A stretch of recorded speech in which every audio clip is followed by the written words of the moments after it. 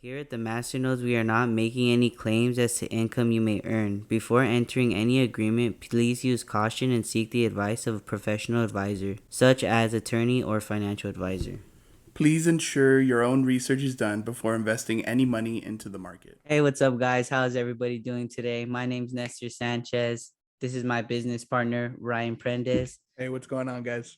and we are the Masternodes. We want to thank you guys for joining today's podcast. Remember to follow and subscribe to our social media accounts. We have Instagram, Facebook, LinkedIn, TikTok, Twitter, all of them at the Masternodes. We have a visual podcast experience that can be found on YouTube, an audio podcast experience that can be found on Spotify, Apple Podcast, Stitcher, Google Podcast, and all your other favorite podcast sources. Also, visit our website at www.themasternodes.com and subscribe to our email list to receive the latest and greatest crypto information. Also, make sure to follow our personal social media accounts to stay up to date with us at Masternode1 and at Rye the Crypto Guy. As always, we're going to go ahead and kick this episode off with some news of the week. So we're going to be providing you guys with Bitcoin's current price and Ethereum's current price. Bitcoin was priced at $46,773. Ethereum is priced at $3,417. As we've seen this week with the market, it's been kind of consolidated. Altcoins have been really pumped, and NFTs have also been a popular trending topic this week. So in the news and the NFT news this week, United Talent Agency signs Larva Labs, the project developers of CryptoPunks. And what they signed them for was for appearances in film, TV, video games, and publishing. United Talent Agency will also represent Larva Labs' Meebits and Autoglyphs, two of the other projects developed by Larva Labs. So this hopefully will bring up a lot of exposure to Larva Labs, but also to the NFT world. And then for those of you that don't know what NFTs are non-fungible tokens that can be represented as skins in a video game, JPEGs or digital pictures, and or videos. Speaking about NFTs, the world's greatest point guard, Wardell Stephen Curry II, or as y'all may know him as Chef Curry with the Shot Boy, recently purchased an ape NFT valued at $180,000.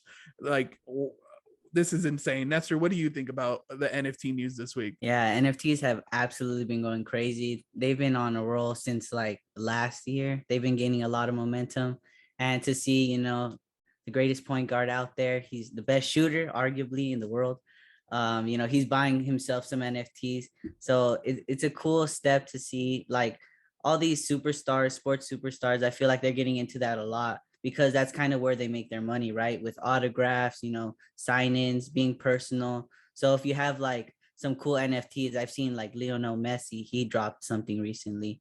Tom Brady, he's working on some things with other superstars, other celebrities and sports superstars. So like we're seeing like a lot of celebrities get into it. It's a lot of cool things that are happening right now, kind of like the Wild West. We don't really know what's going to happen next, but I love to see where it's going. I love to see where it's been. So now today's topic, what is DeFi? It's gonna preface this. DeFi is kind of like an umbrella term for decentralized finance. That's what it's short for. And it can refer to cryptocurrencies or protocols that run finances independent of third parties. So this form of banking doesn't necessarily need PayPal or Chase, Google, Wells Fargo, or any of the big banks to actually secure transactions. They do it in a decentralized manner. So instead, there's a community that upholds security and reliability of the network with generally low costs, and also the money can be accepted across the globe, which is cool. So no one person or entity has complete control over it, and it runs according to its own protocols. That's kind of what DeFi is. And some of the most common coins associated with decentralized banking include Bitcoin, Ethereum, Compound, Maker. We're even seeing like Solana pop up, a bunch of new cryptocurrencies. So it's going to be really cool. And in order for DeFi to kind of reach its like potential to become more independent and to grow, it uses something called smart contracts. But a lot of people want to know what smart contracts are. So smart contracts are a financial service with no central authority, which can be used to lend or borrow money around the globe. DeFi uses cryptocurrencies and smart contracts to provide services that do not need intermediaries. In today's financial world, financial institutions act as middlemen or intermediaries. This gives these institutions immense power because your money, is flowing through them. With DeFi, smart contracts can replace financial institutions in a transaction. A smart contract is given a program stored on a blockchain account that can hold funds, that can send, receive, and refund money based on certain conditions. Once the smart contract is live, no one can change the program, and the program is always running on a blockchain. Contracts are also public for anyone to inspect and audit. This means bad contracts will often overcome community scrutiny pretty quickly. This may lead to the IP host of that contract being barred for submitting any additional contracts, sometimes for a short period of time, and depending on the situation, could be forever. When we think about finances, the first thing a lot of people think about is banks. What we are going to discuss today is some examples of how DeFi can replace banks. Yeah, so smart contracts are kind of very essential. They're the middleman that is just a computer doing one and switching the other. So that's how they kind of work. And we're gonna go over some stable coins. Stable coins themselves is a coin that does not fluctuate in value. Most of these coins are tethered to the US dollar, which means that it has the same value as the US dollar, and it is most likely exchangeable one in one. So they have a bank account that holds all the US dollars, and they either mint that stable coin in order for them to have the same value. So they'll always have the same value, and these coins can be like the bridge from the crypto world into the fiat world, because when exchanging, you would like something with the same exact value. And speaking about some stable coins, some examples of stable coins can be seen in USDC and USDT. USDT and USDC are United States dollar tether and United States dollar coin. Both are used as cryptocurrencies and are attached to the value of one United States dollar. These coins are considered stable coins due to their attachment to the US dollar. It's mostly used by newcomers that want to utilize cryptocurrency but don't want to deal with price fluctuations. And there's also another one called DAI, and this stable coin is used on the Maker protocol. This one has two tokens, which is MKR and DAI. MKR is a governance token that can be used to pay interest on any loans you receive, and also it can be used for governance. So if there's any monetary policy that we might want to pass, or any new cryptocurrency that may be added to that Maker protocol, that would be through that Maker.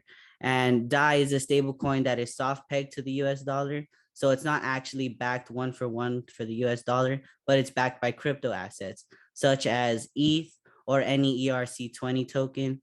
And it's used and it's over collateralized to account for volatility. So there's always price fluctuations, like with our news. We always are saying all the different prices for ETH and Bitcoin because it goes up in value, down in value, and they want to account for that.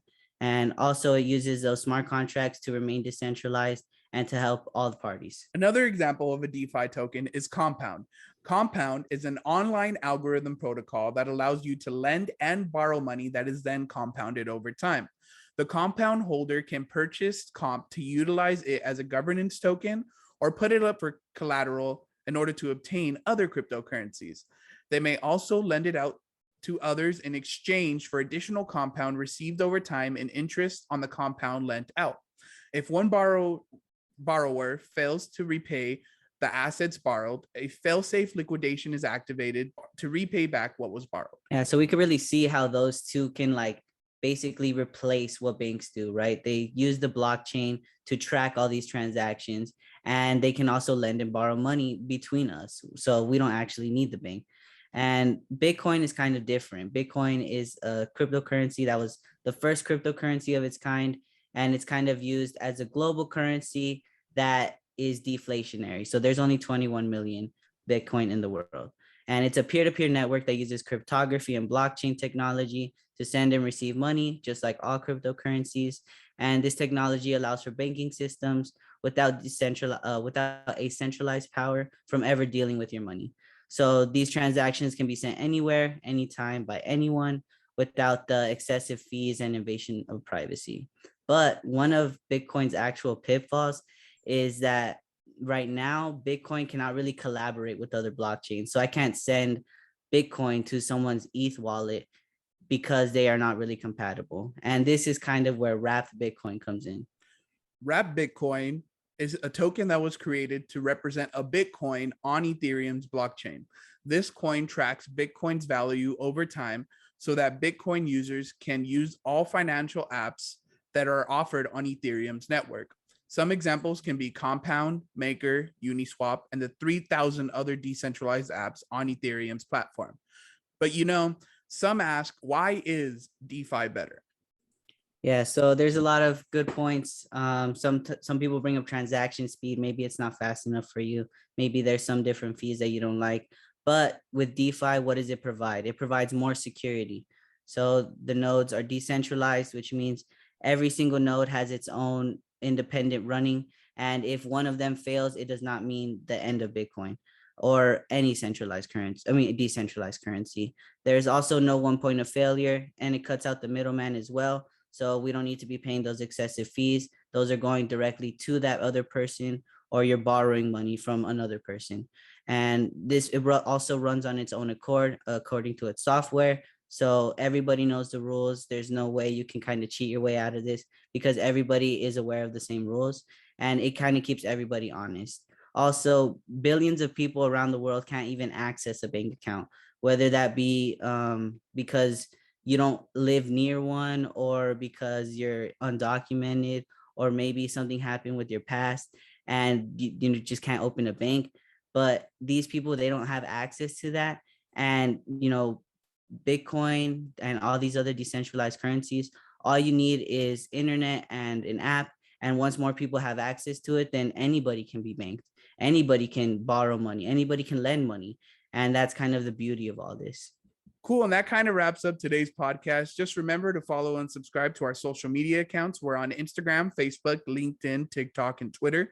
Visual podcast experience can be found on YouTube, and our audio podcast experience can be found on Spotify, Apple Podcasts, Stitcher, Google Podcasts, and all your other favorite podcast sources. Remember to follow us on our website, www.themasternodes.com, and subscribe to our email list where you'll receive the latest and greatest crypto information. Also, follow our personal accounts to stay up to date with us at Masternode1 and at Rye the Crypto Guy. And next week, join us for episode number 7. It's going to be research and security. It's what to do when looking into coins, and also how to keep your cryptocurrencies safe and secure. Thank you guys for joining. Much appreciated as always, and bless up. Yeah, have a great day, guys. Try your best to choose kindness and make someone's day.